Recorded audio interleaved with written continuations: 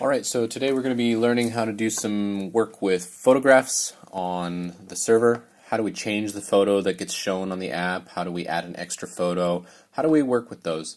So again, you just go to the Lapis Guides website, lapisguides.org, and we'll go to the login page.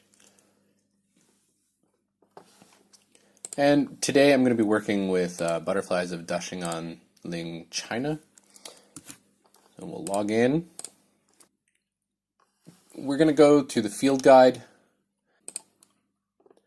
and I've already chosen one that I want to edit. We're going to go into Papillionidae, and as you see, a lot of the photographs we try to have specimen samples that are museum quality style.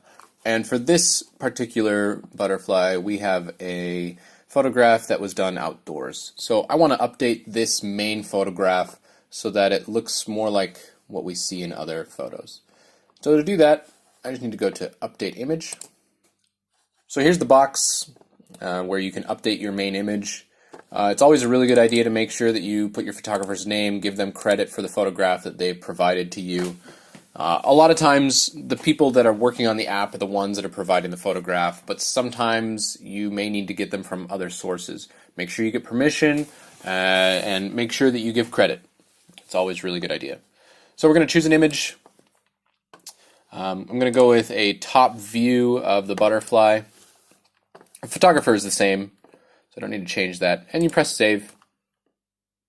All right, and you'll notice we've already updated that. So that's updated. It looks a little bit more professional.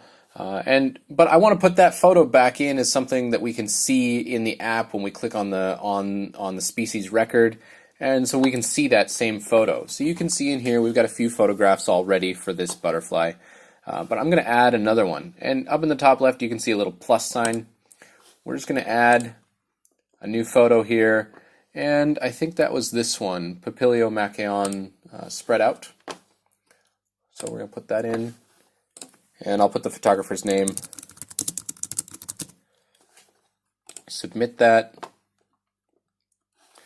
And there we have it. Now, right now our status says that it's hidden in the app, but we want it to be displayed. We want people to be able to see that. So we'll toggle the status, and now it will display in the app. At the same time, if we didn't want to see this photo anymore, we could toggle this status and it would hide it in the app. All right, what this does is it allows you to have a lot of photographs here that you can choose from, but not to require people to download that information onto their app. Saves space on their phones, and happy customer is a customer that's going to be providing you with data. So like I said, it's really simple to do all of that. You can toggle status, you can delete a photograph if you'd like to delete the photograph, you can update the photographer. Oh, maybe I made a mistake on the spelling, or maybe I didn't have the name of the person at the beginning when I added this photo, but now I do. So you can make some edits there like that. And yeah, working with the photographs is really simple. Again, you can change your main image by choosing Update Image here on the species profile, or you can go into the photos and add a new photo like that. Really quick, really simple.